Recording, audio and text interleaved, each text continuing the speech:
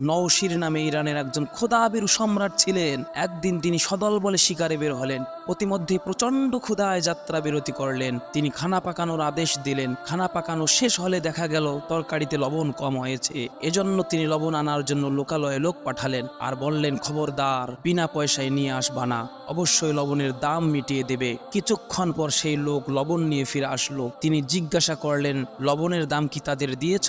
এবার মন্ত্রীবর্গ বললেন, জাহাপনা, সামান্য এই বিষয় নিয়ে আপনার এত টেনশন কিসের? এবার সম্রাট বললেন, আমি সম্রাট হয়ে যদি মানুষের গাছের ফল ফিরিতে খাই, তাহলে দেখা যাবে আমার সঙ্গীরা সেই গাছটি শিকড় সহ উপরে ফেলেছে। আমি যদি সিপাহীকে বলে, যাও একটা ডিম নিয়ে আসো কারো বাড়ি থেকে, তাহলে দেখা যাবে সে আস্ত মুরগিটাই নিয়ে আসবে। সুতরাং আমি শাসক হয়ে যদি সামান্য ভুল করি, তাহলে আমার সঙ্গী সাথীরা বিরাট অন্যায় করে ফেলবে। সুতরাং আমি কি বলতে চেয়েছি জ্ঞানীরা ঠিকই বুঝতে পেরেছেন।